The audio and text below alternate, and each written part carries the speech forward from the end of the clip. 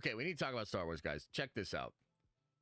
So let me give the full context here, and I'm not just gonna completely dump on Star Wars. I'll try to steelman this whole situation here, okay? But this report here is that the net budget for The Mandalorian and Grogu is $144.6 million, making it the cheapest Star Wars movie ever made under Disney. Now, that's not quite the budget. I believe the budget is something like 160, maybe close to 170, but through like tax subsidies and stuff, they are knocking it down to 144.6. Okay, so did that make sense? Like, technically, I think the budget's probably like 170. Okay, but even at that 170, this is the cheapest Star Wars movie ever made under Disney. Okay, that's facts. That is not up for debate. That is what is happening. Now, is this good or is this bad? Well, I you know what? Spoiler alert, I'm going to say it's fucking bad. And I'm going to give you some reasons why. But let me just first steelman their position on this, their side of this. To them, and I really do think that this is the idea from Lucasfilm's perspective. This is a movie that they already have a lot of costumes made for. They have potentially sets made for if they shoot on the volume a lot, which I believe this movie did shoot in LA. I think Ahsoka and I think the other movies are shooting in London, but I believe this shot in LA. That's why they got the tax rebate thing, the California thing. So point is, they have a lot of stuff that's already available because they've been doing 3 seasons of the show. And essentially, from Lucasfilm's perspective, they likely see this as a very cheap and safe Star Wars movie to make because of that, and because it's a one of the most popular new Star Wars things. It's likely a safer play, so you kind of can see their philosophy and their perspective. I mean, Star Wars needs a movie in the theaters. It came from movies. A lot of the franchises that we talk about do not actually come from movies. Like, it's either comic books or a novel or maybe an anime. Like, there is a lot of stuff that gets adapted. Star Wars is like a unique property in the fact that it started with a trilogy of films. And it really started with just one big sci-fi movie that changed the world, right? So movies, really important to Star Wars. Definitely need to get them back into the theaters. And they were going to maybe potentially do this Rey thing. That fell apart with Charmin and Knights off of the project. Basically fell apart as badly as you can imagine. And so they pivot into this movie. And again, the philosophy, the thought process had to be, we can make this for pretty cheap. We can shoot it in LA because that's where we shoot the show. It'll be chill, cheap, and it's a safe play. Okay, that's the perspective from them. Now, here's the thing. I'm going to make the argument that that is the exact reason that this is a bad idea. Because we can all admit, like, okay, yes, from a strategic perspective, that completely makes sense. But what is that really? That is this studio treating it really like a product and a focus group, thought out, risk versus reward thing. And it's not, number one, some vision, some important story that needed to be told. And number two, it's not spectacle. We're not pushing the limits here. Can you imagine if James Cameron came out and said, the next Avatar movie is going to be the cheapest one ever. And then the one after that's going to be even cheaper, which, by the way, that could even be true with like AI and stuff. Like maybe that actually eventually happens. But I can't imagine within the current context of movies, the Avatar films, which are sold as like experiences, right? This is like even 3D is caked into it. And it's this visual pushing the limit medium idea that's caked into the value proposition of Avatar. That used to be Star Wars. That used to be what Star Wars was. Star Wars started it all. In fact, James fucking Cameron was a truck driver. And then he saw Star Wars and was like, you know what? I think I'll have to go be one of the greatest filmmakers of all time now. And that's how we even get the goddamn Avatar shit. which also, by the way, that's probably around the time he wrote Avatar, because he wrote it 18 years before he made it, put it in a shelf, and it wasn't ready. Anyway, I digress. The point is, God damn it, Star Wars, what happened?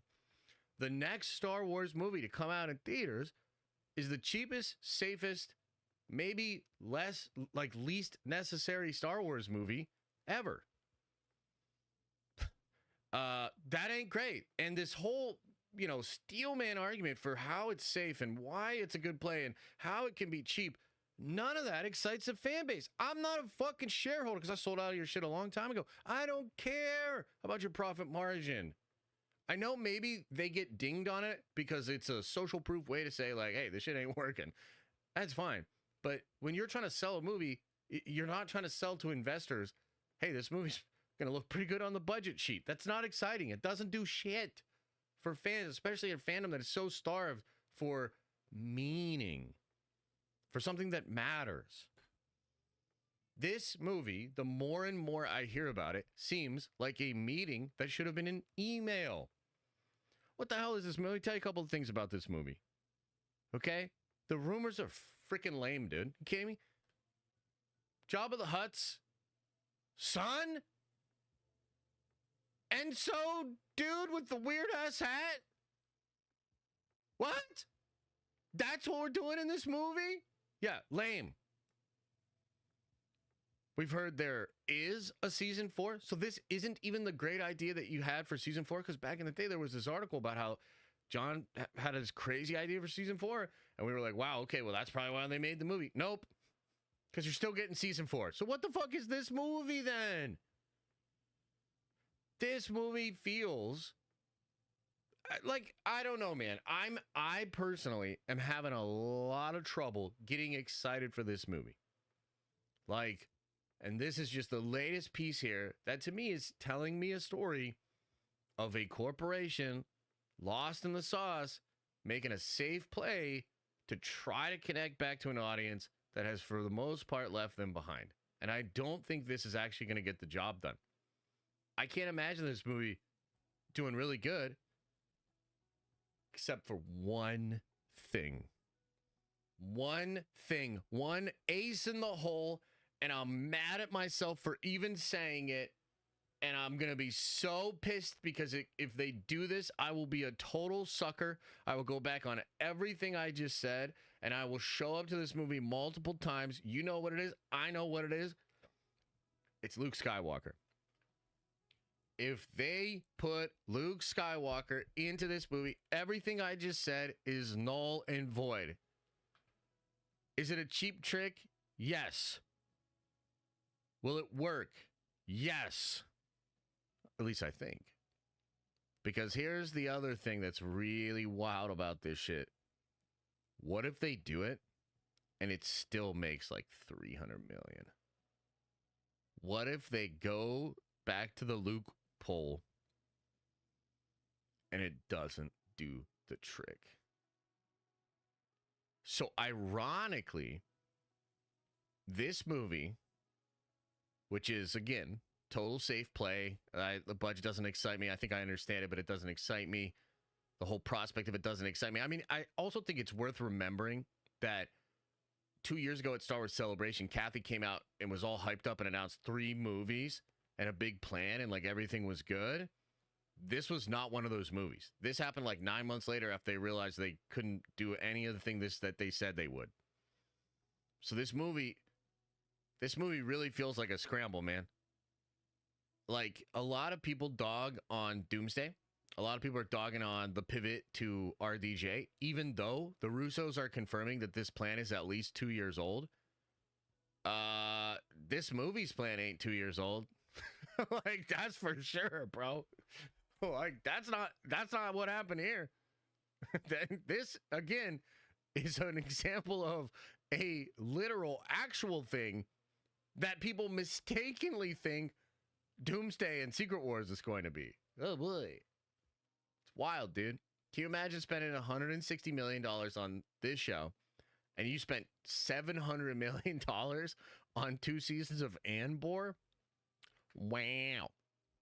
So, we'll see what happens, man. If they put Luke in it and it doesn't work, I think that might truly spell the end the end of at least their ability to tap back into that nostalgia and have it affect the numbers, right? Thanks for watching. And if you like this clip, smash a like on the actual video and subscribe to this channel. That way more of these clips get into your feed. I've also linked the full episode below if you want to check out the entire thing, including the Q&A we do with fans. You can also watch this show live. We do it live Monday through Friday at 11 a.m. Eastern time. And you can also find all of my content, including the videos I put on my main YouTube channel, on the podcast feed.